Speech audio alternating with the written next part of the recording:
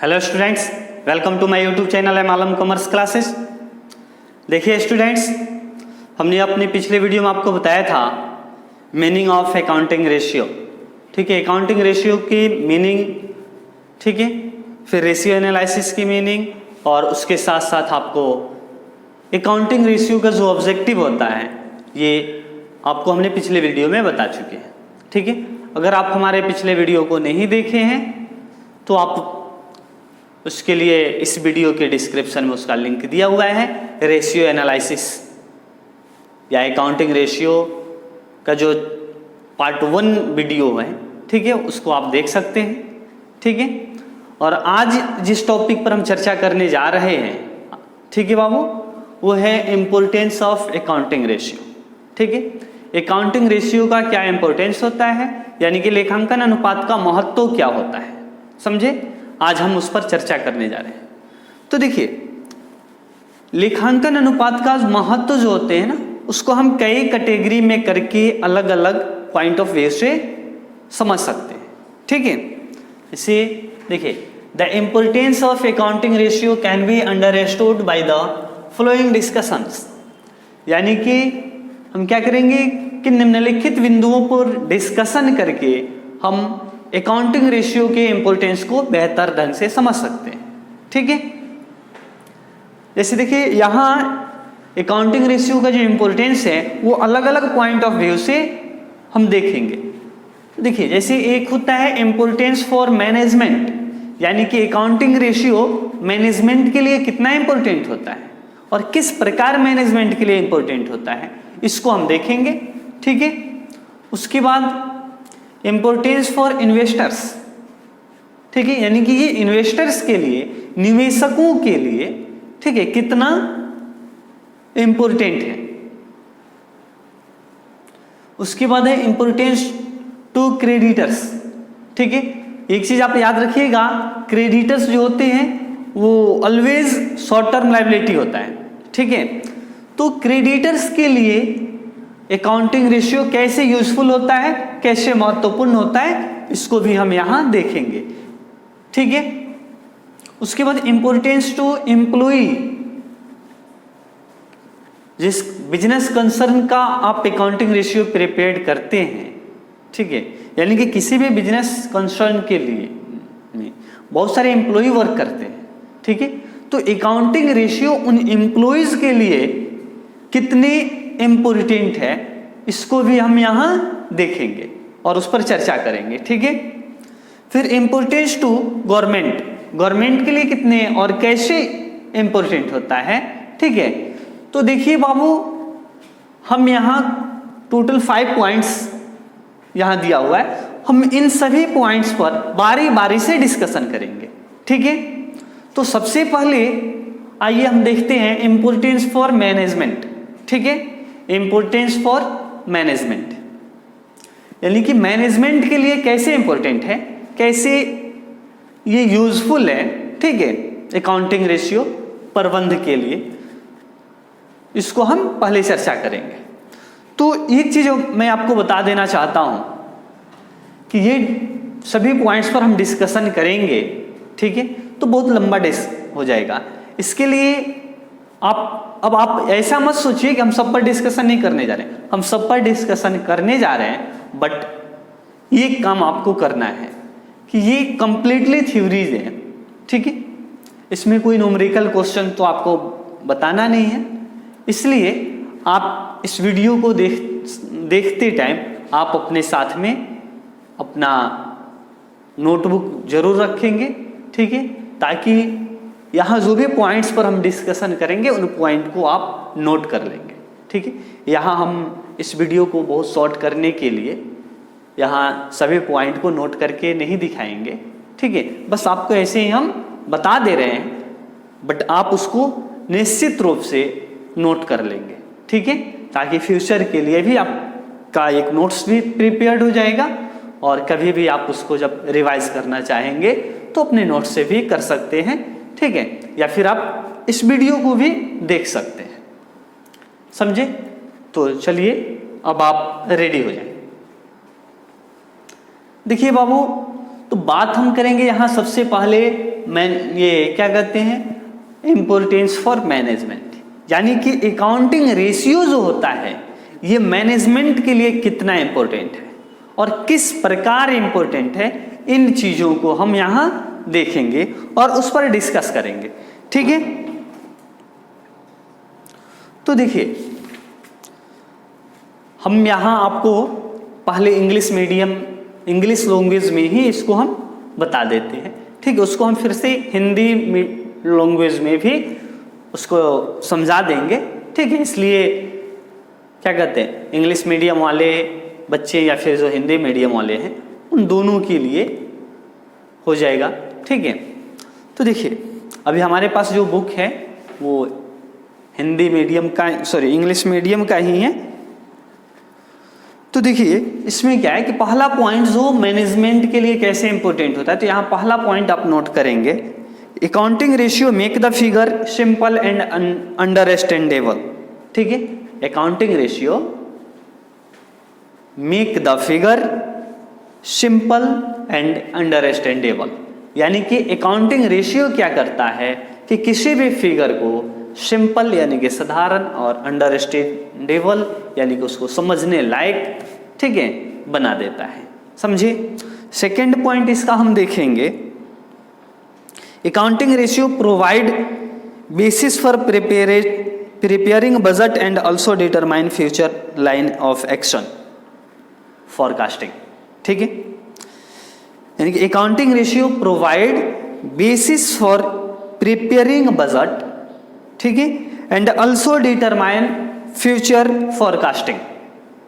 ठीक है, यानी कि अकाउंटिंग रेशियो हम बजट जो प्रिपेयर्ड किया जाता है उससे आधारित होता है। ठीक है, यानी कि आप कह सकते हैं कि अकाउंटिंग रेशियो जो होता है वो बजट प्रिपेयर्ड करने के लिए, बजट तैयार करने के लिए या फिर पूर्वानुमान फॉरकास्टिंग के लिए, पूर्वानुमान लगाने के लिए ये बेस होता है। ठीक है, यानी कि अकाउंटिंग रेशियो से रिलेटेड ही उसी को बेसिस हम क्या करते हैं, बजट तैयार करते हैं या फिर हम पूर्वानुमान लगाते हैं, फॉरकास्टिंग करते हैं। ठीक है, चलिए अब हम नेक्स्ट पॉइंट देखेंगे, accounting ratio facilitate comparative analysis of performance.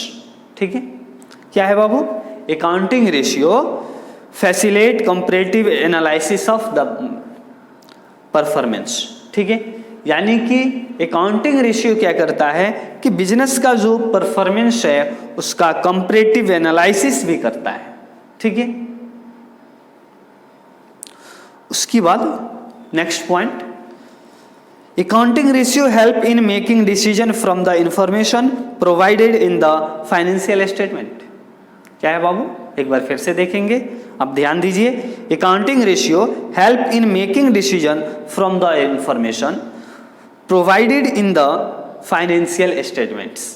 ठीक है, यानी कि अकाउंटिंग रेशियो हमें किसी जो फाइनेंशियल स्टेटमेंट के लिए हमें कोई भी डिसीजन अगर लेना हो, ठीक है, कोई भी निर्णय करना हो, उसमें ये हेल्पफुल होता है, सहायक होता है। समझे। उसके बाद नेक्स्ट पॉइंट है, accounting ratio indicate efficiency and profitability of the business concern. ठीक है, यानी कि अकाउंटिंग रेशियो क्या करता है कि किसी भी व्यवसायिक संस्था की, ठीक है, किसी भी व्यवसायिक संस्था की उसकी प्रॉफिटेबिलिटी को या फिर उसकी कमी या वृद्धि को दर्शाता है। ठीक है, जैसे आप कह सकते हैं, एक बार फिर से देख लें, accounting ratio indicate efficiency and profitability of the business concern. ठीक है, accounting ratio indicates efficiency and profitability of the business concern, यानी कि बिजनेस कंसर्न का प्रॉफिटेबिलिटी या एफिशिएंसी को अकाउंटिंग रेशियो बताता है। ठीक है, चलिए next point, the financial strength and weakness of a firm are communicated in a more easy and understandable manner by the use of ratio. ठीक है, एक बार फिर से देखिए, the financial strength and weakness, ठीक है, ऑफ द बिजनेस कंसर्न या of firm, ठीक है।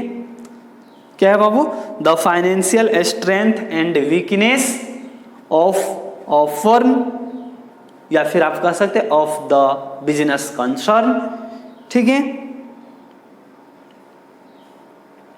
Are communicated in a more easy and understandable, ठीक है, are communicated in a more easy, ठीक है, and understandable manner by the use of ratio, ठीक है। यानी कि ये हम रेशियो का यूज करके, ठीक है, अकाउंटिंग रेशियो का यूज करके हम फाइनेंशियल स्ट्रेंथ यानी कि वित्तीय मजबूती और वित्तीय कमजोरी का पता लगा आसानी से उसे पता लगा सकते हैं और उसे आसानी से समझ भी सकते हैं, ठीक है। चलिए next point, the operational efficiency of the business can be ascertained by calculating operating ratio, ठीक है। एक बार फिर से देखेंगे, the operational efficiency of the business, ठीक है, can be ascertained by calculating operating ratio, यानी कि हम ऑपरेटिंग रेशियो को कैलकुलेट करके बिजनेस के ऑपरेशनल एफिशिएंसी को हम पता लगा सकते हैं, ठीक है। यानी कि हम परिचालन अनुपात मालूम करके, ठीक है, बिजनेस की परिचालन की क्या स्थिति है उसको हम पता कर सकते हैं, ठीक है। ये सब मैनेजमेंट के लिए है, ठीक है, ये सारे काम मैनेजमेंट करता है, ठीक है। यानी कि अभी आपको जो भी पॉइंट हम बताए ये सब मैनेजमेंट के लिए इम्पोर्टेंट है, ठीक है, और इसका यूजेज मैनेजमेंट के द्वारा ही यानी कि प्रबंध के द्वारा ही किया जाता है, ठीक है। चलिए नेक्स्ट पॉइंट इसी का है, ठीक है, इम्पोर्टेंस फॉर मैनेजमेंट के अंडर ही नेक्स्ट पॉइंट यानी कि पॉइंट नंबर 8, ठीक है, accounting ratio help in assessing solvency position of the business, ठीक है, accounting ratio help in assessing solvency position of the business, यानी कि अकाउंटिंग रेशियो किसी भी बिजनेस की सॉल्वेंसी पोजीशन को भी बताता है, ठीक है। यानी कि सॉल्वेंसी पोजीशन मतलब शोधन क्षमता, ठीक है, शोधन क्षमता उसको कहते हैं कि जैसे लायबिलिटी पे करने की उसकी कैपेसिटी, ठीक है, अपने कर्जों को चुकाने की जो पोजीशन होती है, जो क्षमता या कैपेसिटी होती है, उसी को हम सॉल्वेंसी पोजीशन कहते हैं, ठीक है। तो हम अकाउंटिंग रेशियो के द्वारा किसी भी बिजनेस की सॉल्वेंसी पोजीशन को पता कर सकते हैं, ठीक है, यानी कि शोधन क्षमता का पता लगाया जा सकता है, ठीक है।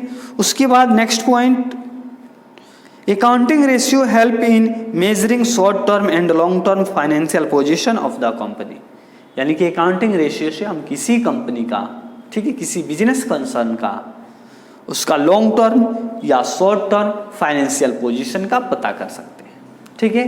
यानी कि देखिए क्या है, accounting ratio help in measuring short term and long term financial position of company, ठीक है। यानी कि किसी कंपनी की जो लॉन्ग शॉर्ट टर्म यानी कि क्या कहते हैं, ये शॉर्ट टर्म मतलब क्या होता है कि मतलब आप कह सकते हैं इसको कि अल्पकालीन, ठीक है, शॉर्ट टर्म मतलब होता है अल्पकालीन यानी कि कम अवधि के लिए, यानी कि अल्प, ठीक है, लगभग यानी कि अंडर वन ईयर, ठीक है, अंडर टू 1 ईयर, ठीक है, यानी कि लगभग 1 साल के अंदर तक, ठीक है, 1 साल से ज़्यादा नहीं, मैक्सिमम 1 साल तक ही होता है शॉर्ट टर्म, ठीक है, बट लॉन्ग टर्म वो 1 साल से ज़्यादा के लिए होता है। तो इस तरह से क्या कहते हैं कि शॉर्ट टर्म से बिजनेस का करेंट पोजीशन का पता करते हैं, ठीक है, जिसमें हम करेंट एसेट्स और करेंट लायबिलिटीज की स्टडी करते हैं, और लॉन्ग टर्म से हम क्या करते हैं बिजनेस की लंबी पीरियड के लिए, दीर्घकाल के लिए उसकी दीर्घकालीन स्थिति को पता करते हैं, ठीक है। तो हम अकाउंटिंग रेशियो से किसी भी बिजनेस की अल्पकालीन वित्तीय स्थिति या फिर दीर्घकालीन वित्तीय स्थिति का हम पता कर सकते हैं या उसे माप सकते हैं, ठीक है। तो ये आपका क्या कहते हैं था, इम्पोर्टेंस फॉर मैनेजमेंट। ये मैनेजमेंट के लिए इम्पोर्टेंट है, ठीक है। आप कह सकते हैं इस तरह से कि कोई भी जैसे अकाउंटिंग रेशियो जो होता है वो मैनेजमेंट के लिए कैसे इम्पोर्टेंट है, ठीक है। अब चलिए बारी आती है इम्पोर्टेंस फॉर इन्वेस्टर्स, ठीक है, कि इन्वेस्टर्स के लिए कैसे अकाउंटिंग रेशियो इम्पोर्टेंट है, ठीक है, इन कैसे महत्वपूर्ण हो जाता है इन्वेस्टर्स के लिए। तो देखिए कोई भी इन्वेस्टर्स जब किसी बिजनेस में अपना फंड इन्वेस्ट करना चाहता है, जब अपना मनी इन्वेस्ट करता है, ठीक है, तो उसको इन्वेस्ट करने से पहले ये मालूम करना पड़ता है कि उस कंपनी का, उस बिजनेस कंसर्न का फाइनेंशियल पोजीशन क्या है, ठीक है, उसके लॉन्ग टर्म फाइनेंशियल पोजीशन क्या है, ठीक है, उसकी प्रॉफिटेबिलिटी क्या है, उसकी सॉल्वेंसी कैपेसिटी क्या है, ठीक है, इन सारी चीजों का वो पता करता है उस बिजनेस के बारे में, ठीक है, या उस कंपनी के बारे में।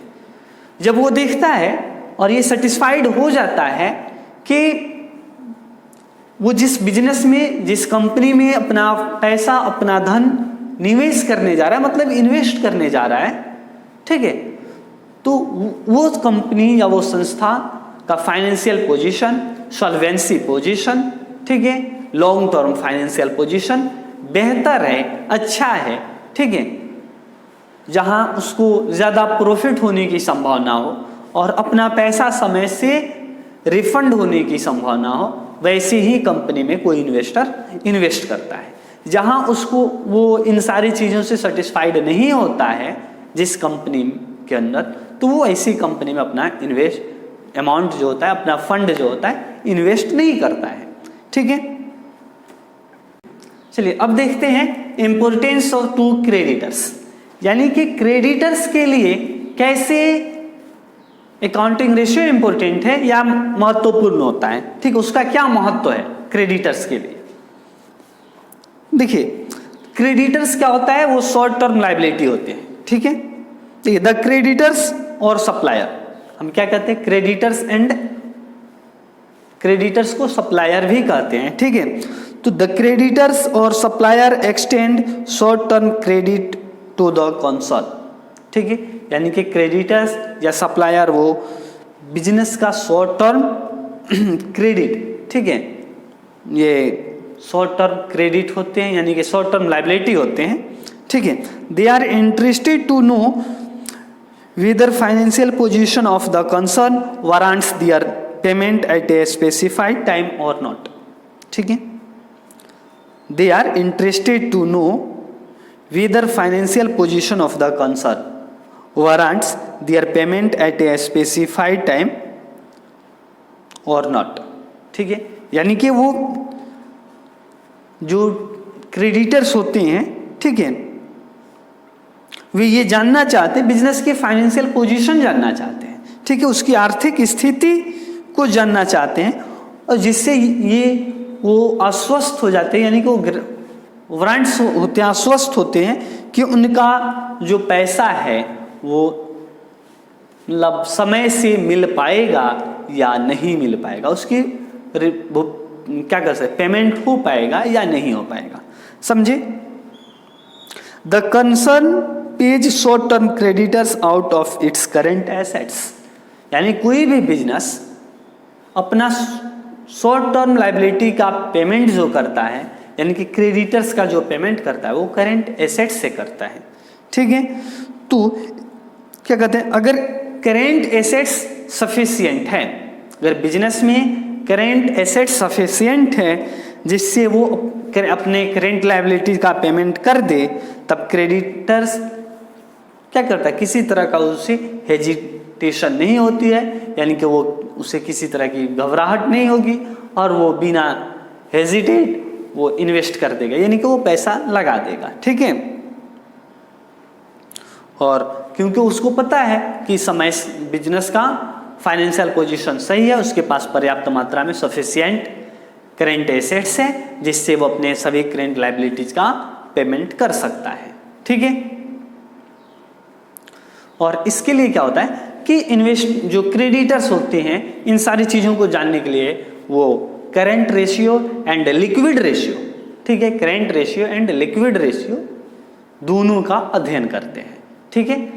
करंट रेशियो क्या होता है कि उस बिजनेस की करंट एसेट्स और करंट लायबिलिटीज का रिलेशन को बता देता है, और लिक्विड रेशियो जो होता है उसके liquid assets and current liability की पोजीशन को बताता है, ठीक है, उन दोनों के रिलेशन को दर्शाता है। तो ये current ratio and current liabilities,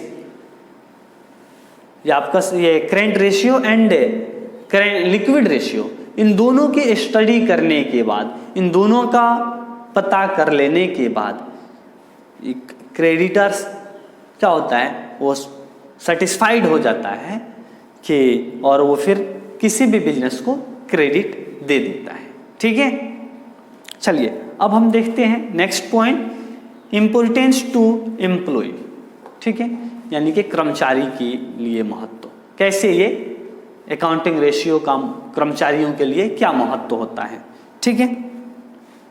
ठीक है, the employees are also interested in the financial position of the concern, specially in relation to profitability, ठीक है, यानी कि एम्प्लॉय भी किसी भी बिजनेस की जो फाइनेंशियल पोजीशन होते हैं उससे भी वो इंटरेस्टेड होते हैं, उसको जानना चाहते हैं, ठीक है। कोई भी एम्प्लॉय जिस संस्था में, जिस कंपनी में वो काम करने के लिए जाते हैं, तो उसका सबसे पहले क्या करते हैं, फाइनेंशियल पोजीशन का पता लगाते हैं, ठीक है, और वह उसकी खास करके वो वहाँ फाइनेंशियल पोजीशन में जनरली उसकी प्रॉफिटेबिलिटी को पता करते हैं, लाभ की स्थिति को जानना चाहते हैं, ठीक है,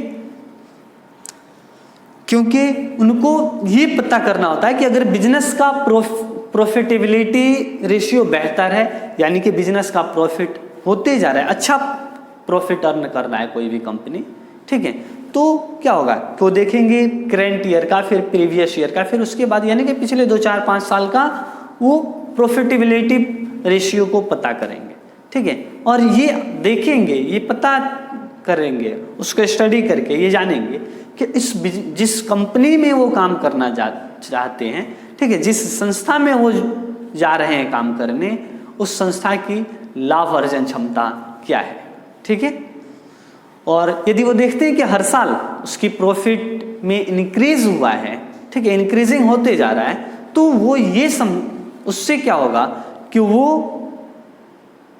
ये समझेंगे कि हम इस कंपनी में अगर काम करने लगे तो क्या होगा कि हमें अच्छा, जैसे हर साल प्रॉफिट मिलेगा तो हमें समय से क्या होगा, सैलरी भी मिल जाएगी, और उसके साथ साथ सैलरी के साथ साथ अदर जो अलाउंस मिलती है कंपनी को, जो अदर बेनिफिट्स दिए जाते हैं, उसको भी मतलब वो भी उनको प्राप्त होंगे, ठीक है। अगर बाय द वे प्रॉफिट घटते जा रहा है, प्रॉफिटेबिलिटी पोजीशन बेहतर नहीं है, वो डल होते जा रहा है, तो क्या होगा कि कंपनियां क्या करती है, सैलरी डिक्रीज करने लगती है अपने एम्प्लॉय को, उनको जो बेनिफिट्स, एक्स्ट्रा बेनिफिट्स मिलता है उसको रोक लगाने लगती है, ठीक है।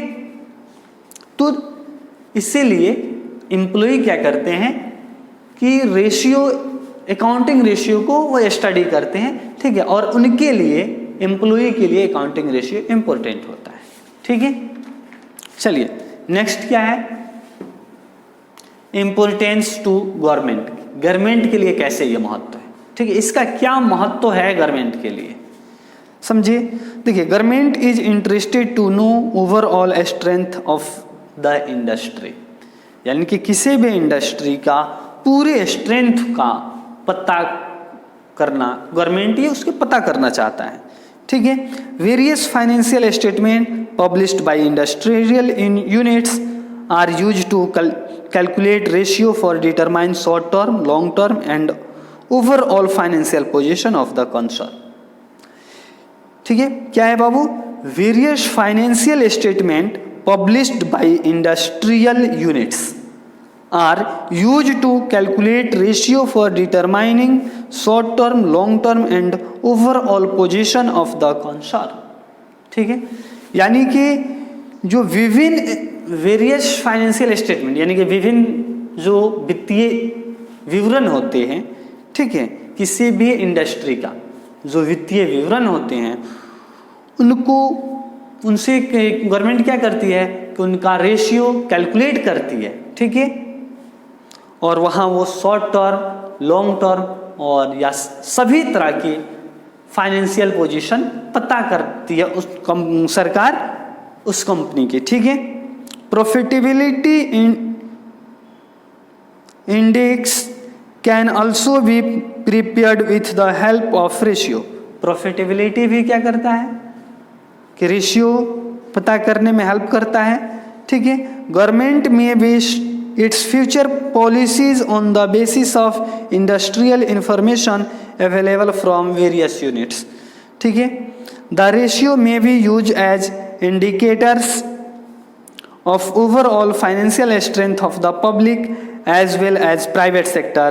In the absence of reliable economic information, governmental plans and policy may not prove successful, ठीक है। यानी कि गवर्नमेंट क्या करती है कि किसी भी बिजनेस कंसर्न का फ्यूचर की पॉलिसी के लिए उसका रेशियो की स्टडी करती है, ठीक है। यानी कि हर तरह की प्रॉफिटेबिलिटी रेशियो या फिर लॉन्ग टर्म पोजीशन या शॉर्ट टर्म पोजीशन सब कुछ जानना चाहती है और सबका पता कर लेती है, ठीक है। ये कहाँ से गवर्नमेंट पता करती है? तो किसी भी इंडस्ट्रियल यूनिट्स जो होते हैं, यानी कोई भी उद्योग जो होता है या बिजनेस, आप कह सकते हैं कोई भी बिजनेस का जो वित्तीय विवरण होते हैं उनसे गवर्नमेंट क्या करती है, विभिन्न तरह की रेशियो पता करती है, ठीक है। जो पब्लिक सेक्टर के लिए या फिर प्राइवेट सेक्टर के लिए भी वो रेशियो क्या होता है कि यूजफुल होता है, उपयोगी होता है, ठीक है।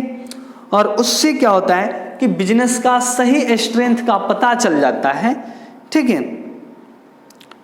और फिर वहाँ गवर्नमेंट क्या करती है, उसकी प्रॉफिटेबिलिटी को पता कर लेती है, ठीक है, जिससे गवर्नमेंट को जो टैक्सेस वगैरह की मतलब रिकवरी करना हो उसका पता कर लेना, वो इसके लिए गवर्नमेंट पता कर लेती है, ठीक है। या फिर उसको गवर्नमेंट ये भी अपना पॉलिसी के थ्रू, ठीक है, जो भी गवर्नमेंट की पॉलिसी होती है उसके थ्रू वो पता करती है कि बिजनेस का पोजीशन क्या है, ठीक है, उसका स्ट्रेंथ क्या है और वो बिजनेस का फ्यूचर का प्लान क्या हो सकता है, उसके लिए फिर आगे गवर्नमेंट अपना ज़रूरी जो भी कदम होते हैं उसको उठाती है, ठीक है। तो स्टूडेंट्स, ये रहा आपके सामने इम्पोर्टेंस ऑफ अकाउंटिंग रेशियो, ठीक है, जिसको हमने अलग अलग पॉइंट करके आपको अलग अलग पॉइंट ऑफ व्यू से बता दिया, ठीक है। उस पर हमने आज डिस्कशन कर लिया, ठीक है। तो एक चीज आप याद रखेंगे, ये क्वेश्चंस आपके लिए बहुत ही इम्पोर्टेंट क्वेश्चन है।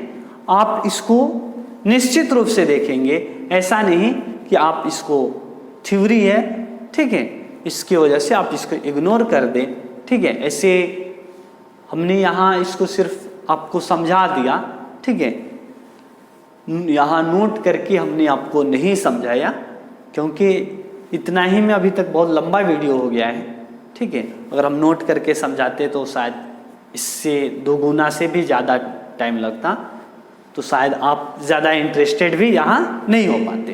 तो आपको यहाँ इंटरेस्टेड करने के लिए हमने इसको शॉर्ट में करके बता दिया, ठीक है। तो स्टूडेंट्स, आप ऐसे ही अगले वीडियो के लिए आप हमारे YouTube channel M Alam commerce classes पर बने रहिए, और यदि आप हमारे चैनल पर नए हैं तो प्लीज़ हमारे चैनल को सब्सक्राइब कीजिए, वहाँ बेल आइकन जो होगा उसको ज़रूर प्रेस करेंगे और लाइक करेंगे, कमेंट करेंगे और अपने दोस्तों के साथ ज़रूर शेयर करें, ठीक है। Thank you.